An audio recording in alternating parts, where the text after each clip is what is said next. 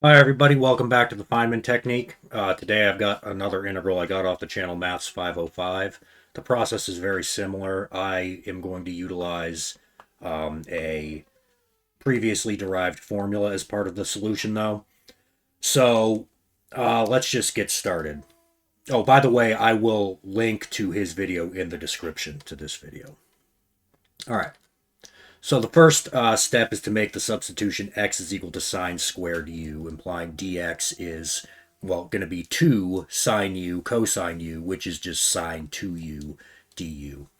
All right, and the motivation for that is because we have this 1 minus x here. That's going to give us 1 minus cosine squared x, or I'm sorry, 1 minus sine squared x, which is going to be cosine squared x.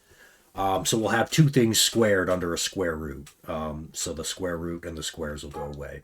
So what you get when you perform this substitution is this.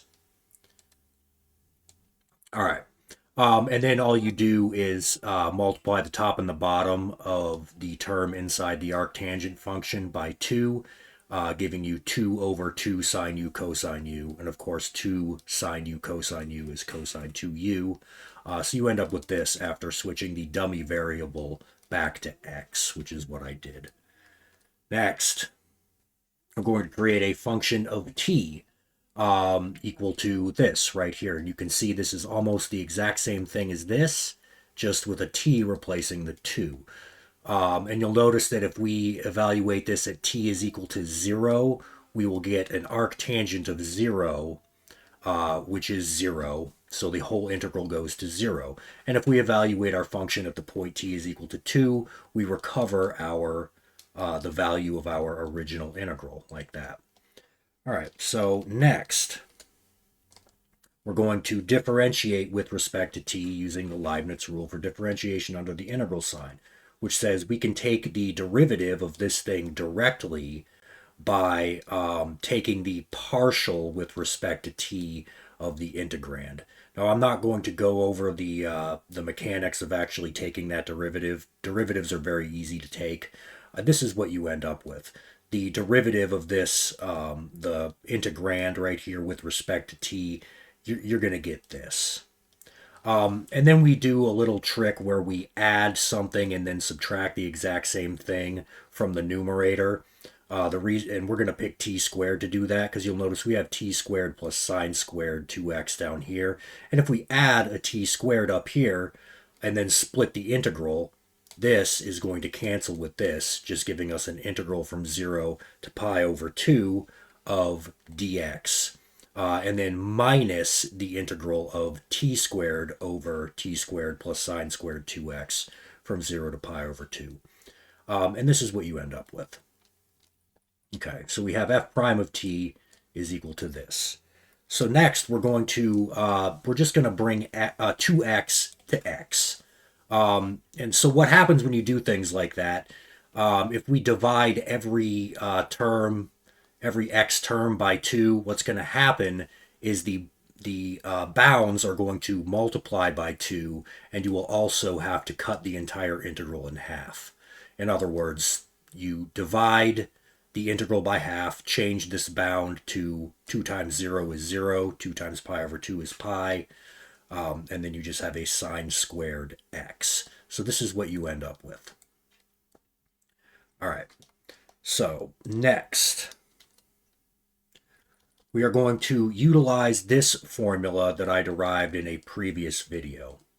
That is the integral from 0 to pi of 1 over a plus b sine squared x dx is equal to this. And there's some restrictions on what a and b can be in this case. Obviously, you don't want to get a negative number in here, and you also don't want to get a 0 in the denominator there.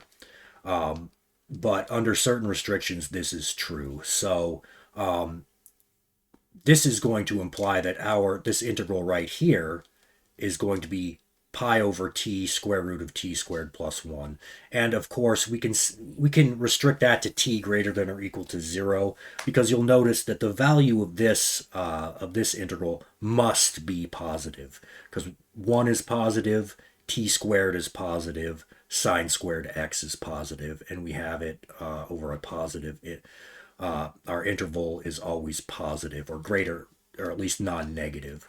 So we can restrict t to being greater than or equal to 0, because if it wasn't, we would end up with a negative value here, and so it would not hold true. The equality would not hold true for t less than 0. So we restrict it to t greater than or equal to 0. And that's fine, because the only values of t we're concerned with are those that are greater than or equal to 0 anyway. All right. So that's going to give us f prime of t is equal to this. You'll see we'll just have the pi over 2 times t squared over 2 times this. And you'll end up with that. All right, so now we have f prime of t, but we are not interested in f prime of t. We want f of t. So to get back to f of t, we integrate our f prime of t with respect to t like this. And again, I'm not going to go over the actual mechanics of taking that antiderivative.